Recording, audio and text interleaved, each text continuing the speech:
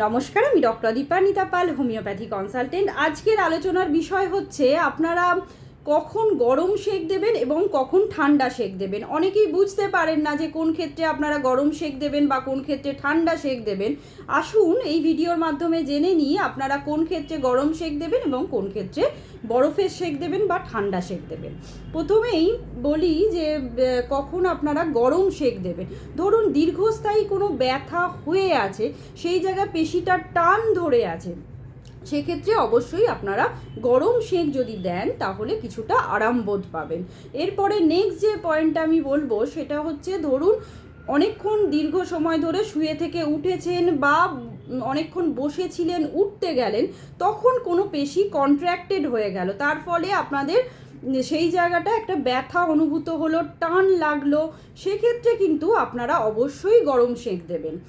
আর একটা point out করবেন, সেটা হচ্ছে ধরুন কোনো শরীর চর্চা করতে গেছেন বা কোনো ভারী কাজ করতে যাচ্ছেন, সেই যাওয়ার আগে আপনারা যদি একটু গরম সেঁক দিয়ে নেন তাহলে শরীরটা একটু ওয়ার্ম আপ হলো এবং আপনাদের ওই শরীর চর্চা করুন বা ভারী কাজ করুন, সেটা খুব সহজ মনে হবে, চট করে পেশিতে টানটা লাগবে না।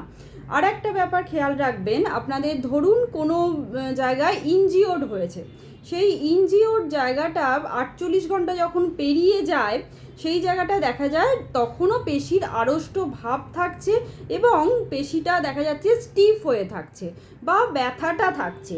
সেই আঘাতের 48 ঘন্টা পরে কিন্তু আপনারা অবশ্যই সেই জায়গায় যদি গরম সেঁক দেন, আপনাদের সেই জায়গাটা পেশিটা রিল্যাক্স হয়ে যাবে এবং ব্যথাটাও কমে যাবে।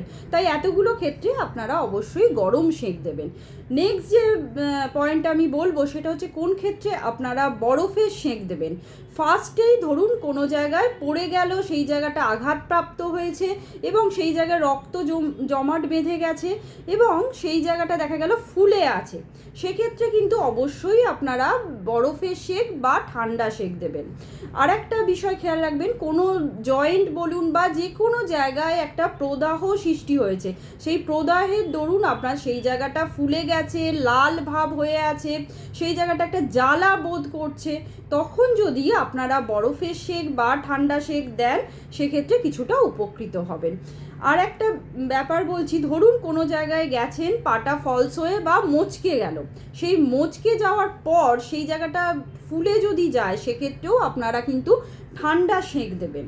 আর একটা ব্যাপার খেয়াল রাখবেন, যখন দেখা যাচ্ছে কোনো কারণে পেশিতে একটা ইনফ্লামেশন সৃষ্টি হয়েছে বা পেশিতে কোনো ঘায়ের সৃষ্টি হয়েছে, সেক্ষেত্রে কিন্তু ঠান্ডা সেঁক দেবেন। আর কোনো পোকামাকড় ধরুন কোনো কামড়ে দিয়েছে হঠাৎ করে এবং সেই জায়গাটা খুব জ্বলছে এবং সেই জায়গাটা দেখা যাচ্ছে লাল হয়ে গেছে, ফুলে গেছে, সেক্ষেত্রেও কিন্তু আপনারা অবশ্যই ঠান্ডা সেঁক দেবেন। তাহলে এতগুলো আমি ক্ষেত্র বললাম, সেক্ষেত্রে কিন্তু আপনারা অবশ্যই ঠান্ডা সেঁক দেবেন। আশা করছি ভিডিওটি যদি হেল্পফুল বলে মনে হয় আপনারা অবশ্যই শেয়ার করবেন এবং আমার চ্যানেলটিকে ফলো করে রাখবেন। নমস্কার, সবাই ভালো থাকবেন এবং সুস্থ থাকবেন।